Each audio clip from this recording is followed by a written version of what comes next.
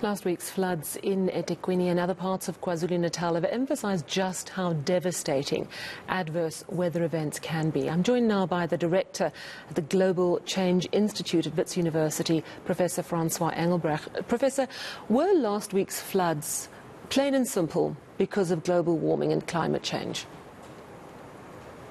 Good evening, Sunny. Thanks for having me. And no, it's not that simple. These types of floods have been occurring for many decades in KwaZulu-Natal. In fact, there's the well-known example of the September 1987 flood in Durban.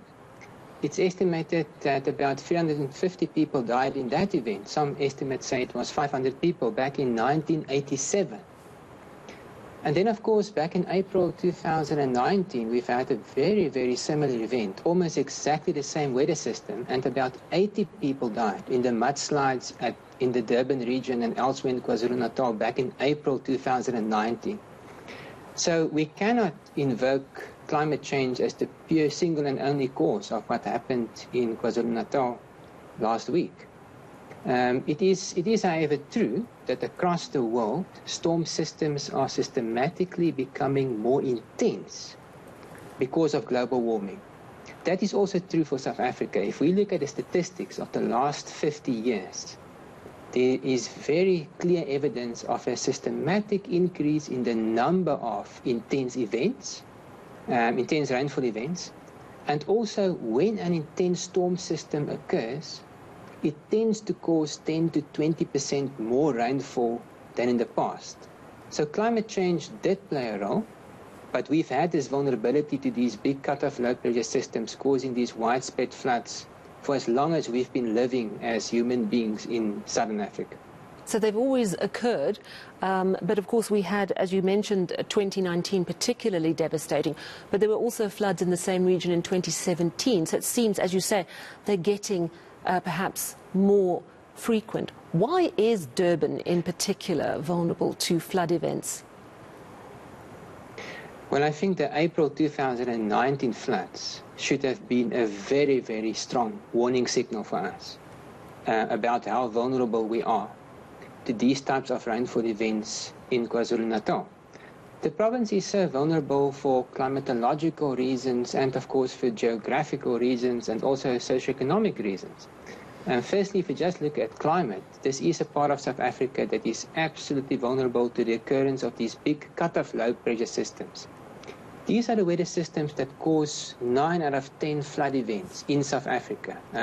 Some viewers may know about the Laingsburg flood back in January 1981, the big Port Elizabeth flood of September 1968. So there's a long history of these types of weather systems occurring in the southern provinces, but especially so in KwaZulu-Natal, because of course there we have the warm ocean along the east coast.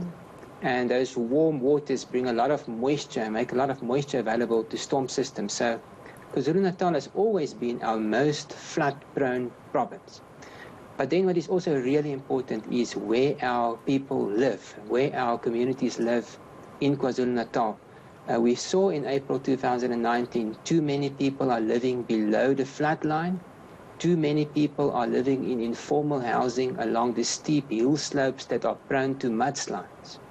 And that is an immense vulnerability. Whenever heavy falls of rain are going to occur in the future in KwaZulu-Natal, for as long as people are living in these regions, the hard reality is we will experience further damage and further losses of life in the province.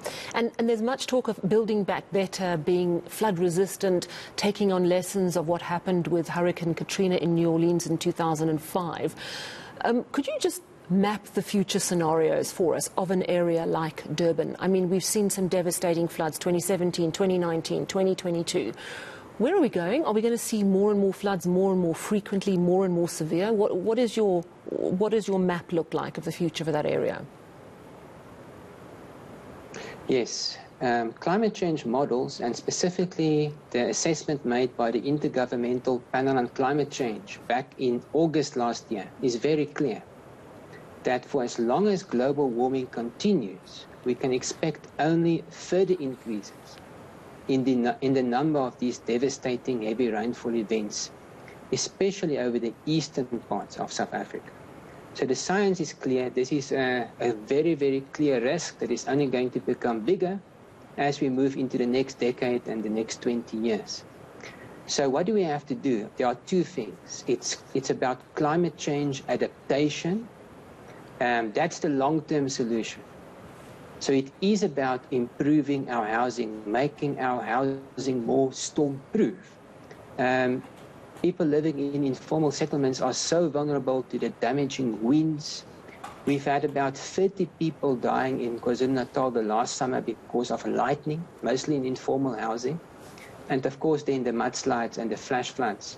So it is about giving people safer places to live in. I know that is far easier said than done, but that is what is necessary. And it's about giving the housing program of South Africa much more momentum than it has had over the last several years. But what is also important is our short-term response.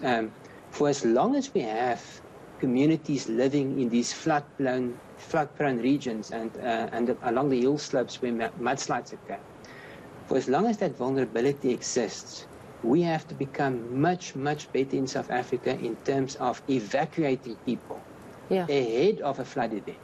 So the science is good enough. We have warning of about 1 or 2 days, and we need to make use of those warnings and take people out of the path of danger. Yeah. That is even if it's just temporary. Yeah, that is such a crucial point that you're making. I want to ask, are the politicians in South Africa listening to the climate change scientists enough? Are they taking you seriously? It's a mixed bag. There are really positive aspects.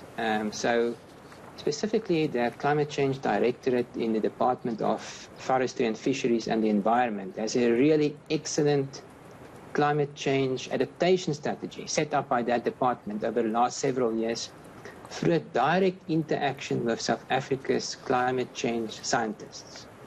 So the policy is in place. Even our ambition in terms of reducing greenhouse gas emissions in South Africa, it was a strong ambition that we've communicated last year in November to the United Nations climate change negotiations process.